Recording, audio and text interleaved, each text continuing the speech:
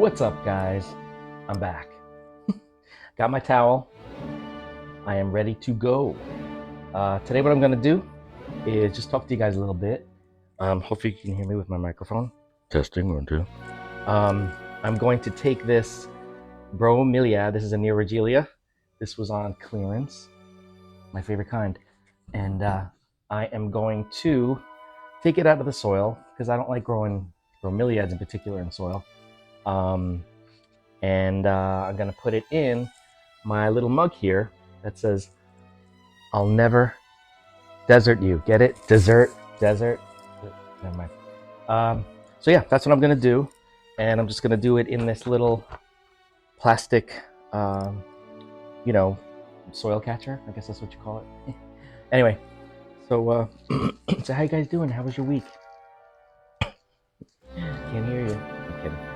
Oh boy, look at this. Okay, so it's a pot in a pot. I kind of knew that, but let me take this out of here. This is fun. This is always a lot of fun. Wow, I'm surprised. Usually they don't root in that. At least I didn't think they rooted in that much, but this one did. Look at this. It's got lots of nice roots and everything. And it's got a lot of pups too. Oh, this is a dead leaf. Got a pup. 1, 2, 3. 3 pups and the mother. And the mother hasn't even bloomed yet, so it's weird that she's already pupping. But anyway. So yes, I am definitely, if you guys have been watching, you kind of know this, I think. I've been transferring over, because, you know, I get into these little phases, these plant phases, where I start obsessing about certain plants and kind of ignoring the others.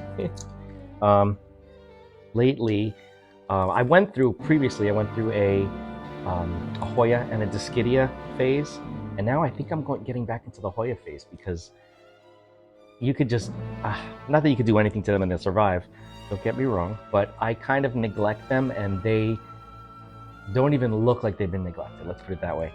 I love that, because when you have as many plants as I do, you don't want to feel so guilty all the time because the plants don't look so good. So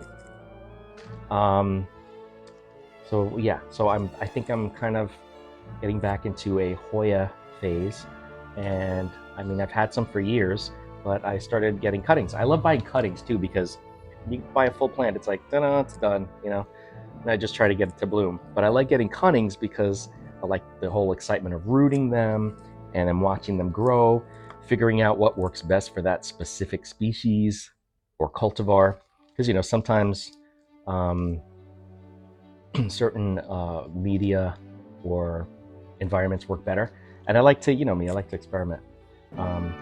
Since we're doing a Neoregelia, here's my mini Neoregelia that has the little, it's closer to you guys, has a little pup. You see the little pup that grew? It's grown so much since the first video that I showed you guys. And then we have this one here that was also on clearance. This is a Guzmania, and it has, the flower never really fully bloomed, but it started dying. So it has like 4 pups or something. So I figured let's just keep the family together.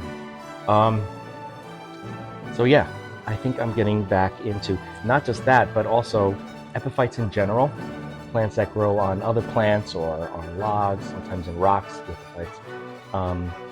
I love epiphytes. I always find them so amazing how these plants can survive not being in soil, not having their roots buried. You know what I mean? I've had air plants for years. I found a really great way to grow them where they survive, because, you know, they used to rot on me like so many other people. But I'll have to do a video on that, how I set them up. But I have them in this really cool setup that I miss them. Whenever I see them, I miss them. So I had one that now has 2 pups, and it hasn't even bloomed yet. I had another one that actually bloomed, Tillandsia air plants I'm talking about. And it's just, I've never had this much success until I set them up the way that they're set up now. So, so that's something I want to show you guys. It'll be really cool. And it looks cool too. I really want to tell you how I have them growing, but I think I'll wait. You know, I need to do a whole video on it. Anyway, so look, we're looking good so far. These roots, I mean, some people say, oh yeah, the roots of bromeliads are primarily to attach to the trees or wherever they're growing. Some people say, oh no, they can absorb moisture and nutrients in the roots. So I'm kind of like, well, which one is it? Or is it both? It might be both. I have a feeling it's both. Kind of like an orchid. You know how the orchids have, well, let's take one specific orchid, for example, like Phalaenopsis, right? Those roots grow and attach and hold on to things, but they're also green, they can photosynthesize, and they also absorb moisture and nutrients. So it's not just holding it in place, it's also supplying it with some sort of nourishment. So might be the same sort of thing with the Neurogelia. But look at how pretty this is. It's been sun stressed. They have this outside. It's really, really pretty. And I love it. It's got so many pups, and I'm not going to separate the pups. I want this to become a really big cluster. Yeah, so that's what I'm going to do. Now, what I'm going to do with this plant, I think I'm going to keep most of these roots. No, you know what? I'm not going to keep most of these roots. I'm gonna break them off. I can't cut them because I forgot to bring my scissors. Anyway, I'm gonna break off the roots. It'll grow new ones, but I'm gonna put it in this I'll Never Desert You mug, and it has my favorite acrylic yarn medium that I made chains out of. And I'm gonna keep some of the roots, obviously, but I'm not gonna kind of surround them with the acrylic yarn. I'm going to kind of sit them on top. This way they can root into it, because all of the Neurogelia, or like this guy here, or other bromeliads that I've grown in acrylic do great. Even Cryptanthus. Cryptanthus is a terrestrial, not an epiphytic, so it grows in the ground. But they do great in acrylic yarn too. So yeah, so that's what I'm going to do. I'm just going to break off a lot of these. Some of them are probably not even alive. I mean, bromelia roots are so weird. I don't even know how to tell, aside from if they're like soft or, you know, supple. I don't know how you say it, but some of them feel like they could still be alive. Some of them feel like maybe they're not. I don't know, because they're such an interesting and unique type of plant. Okay, I'm going to take this leaf off, these two leaves, because I want this pup to be able to start rooting into the medium as well. There's the base. I don't know if you can see it. There's the base right there. And and this one too. This leaf here, this old leaf, I'm going to pull that off so that this pup can start to root as well. And what happened to this leaf? This leaf is like all twisted. Hold on. Hold the phone. Here we go. All right. There.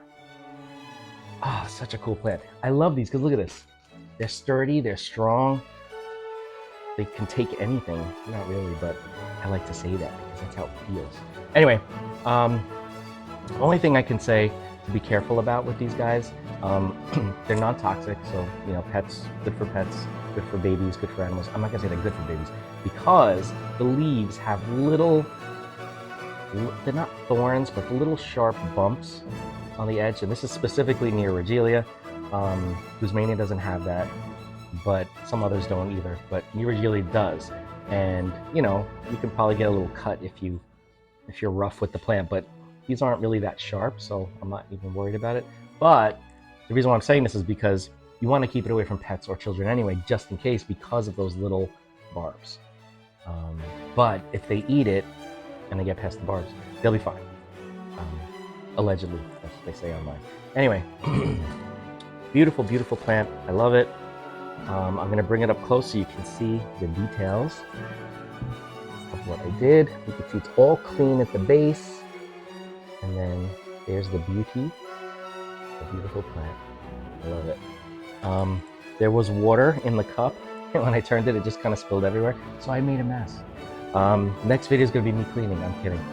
So yeah, all I'm going to do is I am going to clean off the roots really well. And then, let me take this out of here just so that you can kind of see what it's going to look like, because I don't want to dirty the yarn yet.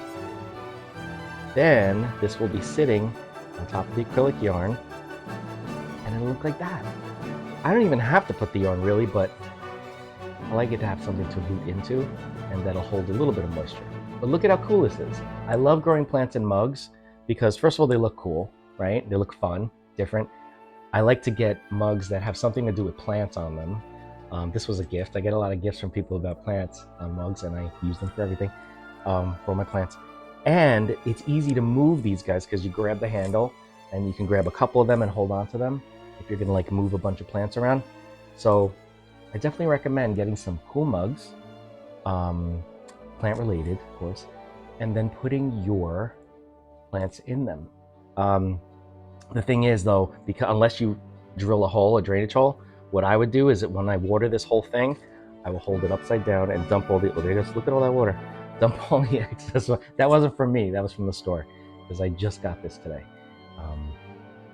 But you're probably gonna see this in a week, because I do things in advance. Anyway, doesn't matter, it's not important. So yeah, the only thing is, unless you drill a drainage hole, which I don't wanna do, I don't like to, what I do is I water the whole thing, and then I empty the water out. For plants like this that are epiphytic, I will mist it around the leaves because that's a big way that they get their moisture and their nutrients. But I also will put some in where the roots are because I know that the roots also supposedly do that as well. So that's it, guys. Really pretty plant. If you want something easy, something that will multiply and grow babies, they call them pups. The smaller ones like this can become massive. And these grow on stolons, like the babies grow on stolons, which is like a little branch that comes out of the base of the plant, and then a new pup grows there, and then a stolon, another branch comes out of that one, and another one. So they can make like this huge conglomerate of baby plants that when you sun stress them, they get beautiful. But even without the sun stressing, they're still cool looking. You know what I mean? The way that they're constructed, these bromeliads, are just really cool. So I definitely recommend going out and getting some. And if you don't wanna break the bank, go to like a big box store that has plants area. That's what I did. This one's plants.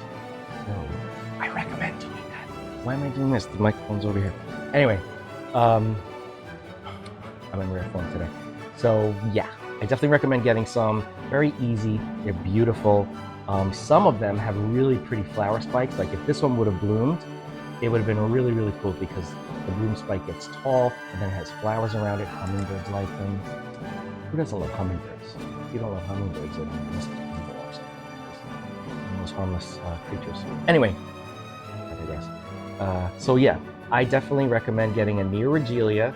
In particular, I like Neoregelia because they seem to have a nice variety of colors and textures in the color. Like this one has stripes, right? And when it doesn't get a lot of light, it's just cream stripes on green. When it gets a lot of light, that cream turns reddish and the green turns almost purplish or black. So whether it's in sun or in the shade, it's still gonna look pretty, it's just gonna look different. Same thing with this little one here. Same exact color combination with and without sun. So, and they get big and they can last for a long time because once the mother will bloom, then she starts shooting out babies. Eventually the mother starts to die because the growth point where the new leaves would come out is where the flowers were. So once the flowers are done and they die, the flowers die off, there's no new growth in that center where it normally would grow from. So that's when the pups come out, and then that main plant ends up dying off, withering away in time. It doesn't happen right away. I've had some that the middle started to die, right? So I took out all the dead leaves and it stayed for a long time and I had a bunch of pups all around it and that mother was still hanging on. So it's not like, oh, bloom, it's gonna die now. It's gonna die eventually, and then the babies will grow and then more pups and those pups will have pups. And it just becomes like Pup Fest 2024. So anyway, I'm just rambling, but I definitely recommend getting yourself Neoregelia or any other type of bromeliad because the ones that they tend to sell in the stores that I've seen, Neoregelia, Guzmania, a bunch of other ones I can't think of right now. For me, they're very easy. They're very easy to grow.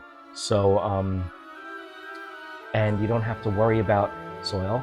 If you're not gonna grow them in soil, you don't have to. As long as you mist them and give them some feed once in a while, they're not heavy feeders either. It's real easy. So there you have it. I guess I've covered everything I wanted to talk about. Still waiting to hear how you're doing.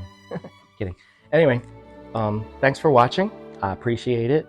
Thanks for everyone that leaves comments. I love talking plants. So when you guys leave comments, I get so excited every like few hours. I go on wherever I am, it doesn't matter. I go on and I check my comments and I see what people are saying or what they're talking about. If they just want to share stories about their plants, you guys I'm talking about. And I love it. And I love hearing about it.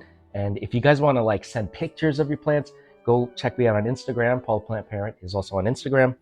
And this way we can exchange pictures and just talk about stuff, because this isn't a one-sided conversation. I mean, I'm starting the conversation, but you know, I love to be able to connect with you guys. It's just a lot of fun, because locally here where I am, there aren't a lot of plant people. So I'm desperate. No, I'm kidding. So, you know, reach out and let's talk, because I really enjoy it. It brings me a lot of happiness. Hopefully it brings you guys a lot of happiness. That's the only reason why I'm doing this. Not the only reason, but it's the main reason why I have this YouTube channel, because I love plants my entire life, and finally I have a place that I can talk about it, show my plants, talk to other plant people. So it's really great. I love it. And yeah, so don't forget to like, comment, share, and subscribe. Hit that bell if you want to be notified anytime I upload a video. And I will see you in the next video. Bye guys. Cheers.